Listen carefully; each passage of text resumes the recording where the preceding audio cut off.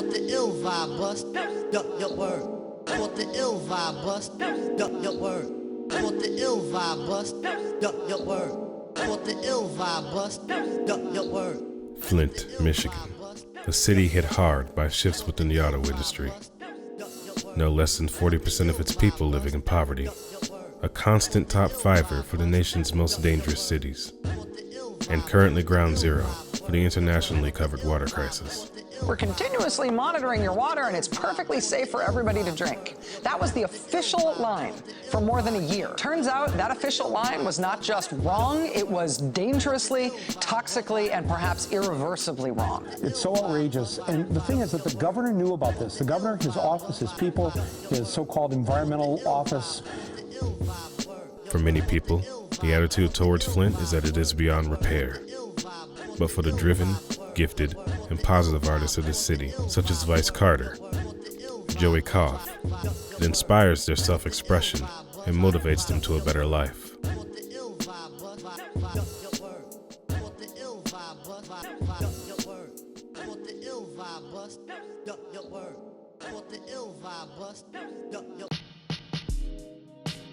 My early life and my childhood, man, it consisted of growing up on the north side of Flint, Michigan. You know, many call the north side of Flint, Michigan, where I'm from, Merle Hood or Merle City, you know what I'm saying? But I grew up on Comstock. This is the area where I was raised. This is the area where everybody, you know what I'm saying, knew me as, you know what I'm saying? This is where I came here, I learned most of what I know right now, you know what I mean? Unit H, Merle Elementary. I remember all my days over here. Like, I remember I had my first spelling bee competition over here and won first place. I actually grew up in Flushing, you know, pretty good area. My parents were actually divorced before I was even born, so that's just how I grew up. To me, it was like just normal, I guess, but I was primarily raised by my dad through most of my childhood until I was 13, and then I moved in with my mom. I think rock and roll was probably my first love just because that's what I was more exposed to growing up. And my older sister got me into rap music. I mean, I was like 8, 9 years old listening to like Too Short, 2 Live Crew and stuff like that. It's stuff I really shouldn't have been listening to at that age. My musical background growing up, it consisted of a lot of artists. I mean, John Connor, MC Bree, Dayton Family, Top Authority, Dr. Dre was my favorite.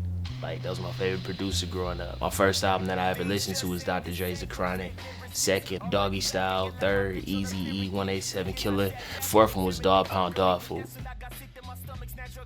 One thing I admire about my pops, man, like, he pushed me to do this shit, like, 24/7, 365. Like, he hit me in the studio, like, make some whack-ass shit and be like, man, you garbage. You know what I'm saying? And I ain't saying that to be like, you know what I'm saying, nice or whatever. I hope you don't expect just because I'm your dad, like, I'm just gonna tell you what you wanna hear, you know what I'm saying? That shit garbage. You gotta make something, you know what I'm saying, it's gonna jump me out my seat. Y'all copied it, but not me. I was bait when niggas thought they was foof Nikes. Kept the blade, y'all wouldn't go Wesley snipe me, cause that ain't like me. I'm more like Rocky. Got the weight of an ox when I attack is trouble. At 6 years old, I started writing music because I did this, we had a poetry class, believe it or not, in kindergarten, you know what I'm saying? And kindergarten classes, we always wrote stories and stuff like that. And I was always a storyteller when I was a kid, you know what I'm saying? Anytime I get in trouble by my mom, I had to come up with a story, you know what I'm saying? Something to get me out of trouble. So with me being a storyteller, I decided to take that talent and that gift, you know what I mean, and apply it to something better to me. My boy Stan the Man, shout out to him. He's like, yeah, I gotta go host this battle at JB's tonight. And he's like, you're gonna be in it. And at first I was like, no, I'm not trying to be in that, because I battled a couple times before, but I just wasn't trying to be in it, you know. And no, you're gonna be in it, man, you're gonna be in it. And so he talked me into it. I actually went there and I actually won it. And I got $100, and I was like, okay, you know, this might be worth my time. Yeah, every week I just kept going back, and it was like, you know, my brother used to joke, yep, you gotta go pick up your $100 today. It was like clockwork, you know. You know, I'm just like anybody else, you know what I mean? I have problems and obstacles I face just like anyone else, you know, family issues, relationship issues, money problems. I mean, I've definitely faced all those problems. But, you know, I just stay positive and I don't let anything get me down. My grandfather passed on the start of my graduation week, you know, and that was due to pancreatic cancer, God rest his soul.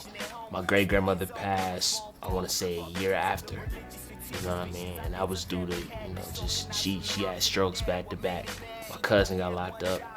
He's from Detroit, but he got locked up recently for, felony charges, gun possession. My uncle, my uncle, Lil Herb, God rest his soul, he died. That was on the east side of Flint recently, so, yeah. He died from teenagers, just regular teenagers, just, riding around trying to find something to get into. And he decided to help him, and they blasted him, you know what I'm saying? So my grandmother on my mother's side has been diagnosed with lead poisoning, and that was from the water, of course.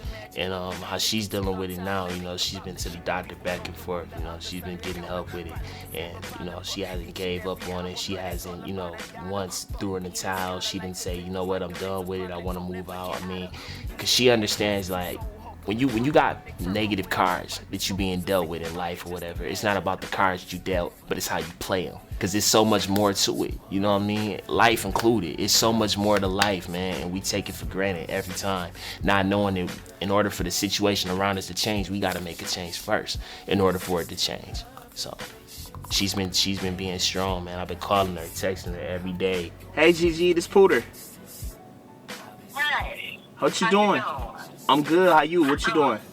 Asking her, are you all right? And she straight up tell me, I'm gonna get through it. I done got through, 50 years or whatever the hell else I've been through, so I'm gonna get through it. I ain't got no choice but to. So, it makes me not only a stronger person, but it makes me a more wiser person.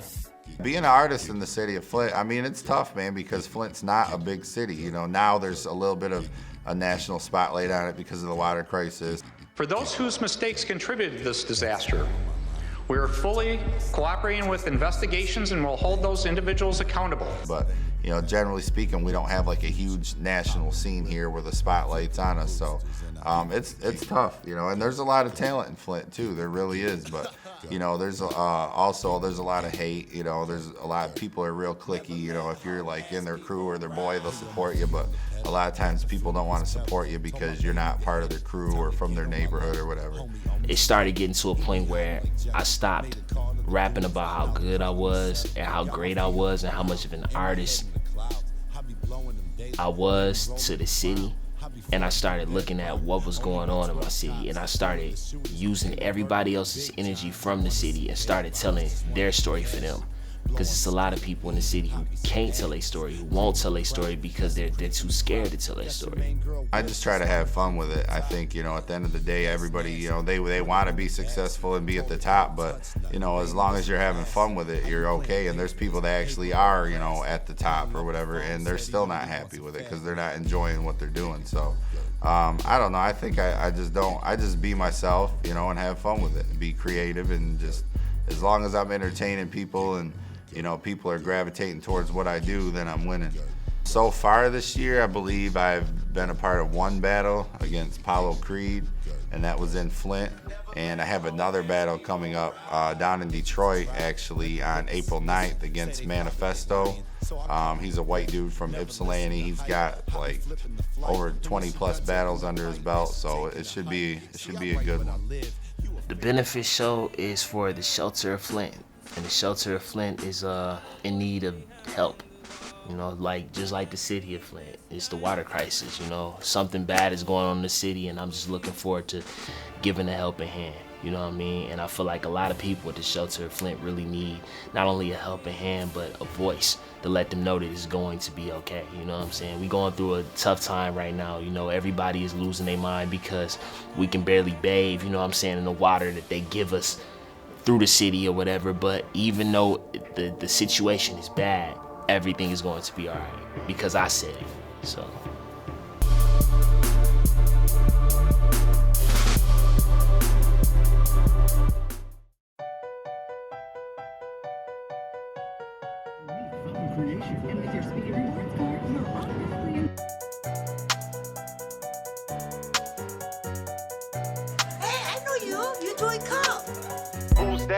It's called that dude that gets this off. Fuck with him, get dumb right. Fuck with them, they get ripped off. Who's that? It's called that dude that gets this off. When you're battling, you're just straight up trying to cut somebody down. That's the whole objective. You have to be more intricate though, like with your words, you know. Even though you know what your subject is, obviously it's disrespecting the person in front of you. It's a simple concept. You trying to hunt with a bear? That's gonna backfire when you walk up and get clapped in a trap, open up his chest when I put that pump to his mouth. Asthma attack. Oh, shit. I ain't really trying to use the Glock, but if he get loud, it'll be a Boa Dro 22 a pop. See, you don't get that because you don't hustle. Milk spoiled. He ain't never went through no struggle. Twin Rugers lead his Puto in mucho trouble and got that double super kick like when the Usos rumble. What? What? Wrestling bars, yo. Block us. Listen. I'm back on the mid-card. Taking out trash again. I guess I'm Duke Drosy. If he don't chill, he gets served, dog. We'll beef on the corner like two conies. See, I'm like... You got way more battles on cam than me. So I know you feel like taking this as a step down for you. Because you really should be battling big names by now. I mean, it's fucked up as Smoke keeps clowning you. Well, I'm no genius, but maybe the reason nobody with a name wants to waste a round on you is because you got like 15 battles on YouTube. And only one of those bitches has over 1,000 views. Oh! That's true. It's like all that hard work don't really count for you because you've been booked more than the Fountain Blue, battled in countless rooms, BBL, Bar Wars, Alpha. You even paid for some battles and traveled to Colorado to battle up in the mountains, but never increased your altitude. Oh! He ain't got no straps. If you ever FaceTime, it's an iPhone app. Man, he's such a fucking square. He probably asked permission to steal a meme like, bro, do you mind if I post that? So let me sum it up. Like a tummy tuck, you got flat, and then them New Balances you just bought from Myers are not fashion. It's off that dude that gets zips off. Fuck with him, get dumb right. Fuck with them, nigga ripped off. Yeah. All right, y'all, make some noise for Vice Carter coming to the stage. What's up, y'all? How y'all doing? Everybody make some noise tonight. Hey, come to the front of the stage real quick, though. I need everybody to come to the front of the stage, man. It's good to see y'all tonight, man. Y'all make some noise if y'all in the house tonight. Say hell yeah! Say hell yeah! All right, that's what I'm talking about. For the niggas that's riding the city, bust a word with that girl right next to them. When we're pulling the Mexicans, when it comes to the coke out the weed and the heroin, cause them drivers stay cutting it. The 850 get out my home, but they say something shit. Yo, homeboy just say shit, we just cut the bricks. Talk to them birthdays, tell me to get this sucker dick. Because my granny, she deserve way more than this. My girlfriend, she deserve way more than this. My day ones, we deserve way more than this. Fuck them other niggas, I deserve more than this. Cause I'm important, bitch, I'm the voice of the generation. They been debating, now they gon' keep me quiet. They no more fuck if you button, just up in this up and no turn down discussions. I'm rushing the spot, like you down on deep floor. My D.O. so Christian, I'm in Satan's kitchen, cooking up that shit that them beats they addicted to. That's why I'm so fucking quiet in interviews. So many niggas they. Here's my album, Some People's Children. Make sure you get that. It's available on iTunes, CD Baby, Spotify, all the digital retailers. And I got them. Hit me up too. You know, hit my pager. You know what I'm saying? Really be on the streets like they assume they did, but they got caught up and became a casualty. Now tell me who the fuck matters me. With enough buzz to change up the shit that we see. You can have all A's and B's in your cellular average like C3ES. But bitch, you ain't passing me. In this passion league, ain't no discussion. Lost my job in Village since then. I've been hustling the game lady high school. I'm like David. What up, though? What's the deal? This my homeboy David, bro. What's the deal, y'all? Like I say all the time, bro, we gotta stick together, man. You feel me? Especially like with everything that Flint going through right now, you know what I'm saying? It's important for the creative community to embrace one another, you know what I'm saying? So we can inspire, you feel me, the general public out here, you know what I mean? So yeah, it's all for a good cause. Vice Carter, David Aaron, cartoons only. It can rain like hell with the 2 o'clock streets and freeze up till the shit's got sheets. Bitch, I'm staying on beat. I be posting on the corner selling mixtapes. Go get, man, dude, you be dropping so many fucking projects. I'ma tell you what it is. Go get everything he got right now. Everything, man. Like, tired of taking breaks. I done got so hungry for success. I done ate up my vision board. So when I'm shitting it, beats in this crystallis fillet me on. It was posted on there before. I don't want nobody used to run me talking about we gotta 1 out of a million to make it to the industry. Cause I want up out of that quarter million that can make it if it without nobody killing me. Y'all so feel so goddamn enlightened. I go in the dark room and make that bitch brighten and do so much damage. By the end of this year, I pack out the Pirani twice, get pack out whitening. Hell no, I ain't local. My vocals be touching some cities I ain't never knew about, and that's LPVE. Cause to every rhyme I spit the logic apply, getting the young niggas worldwide who just like me. And they got a city full of doubters, so we cook the grab the pin right instead of pouting. Cause I don't see a wild horse getting water brought to them. They gon' get it or get laid to the chicken fountain. These little babies got land in their chicken fountain. How the fuck they supposed to live without chicken water? And like Christ got them, that's all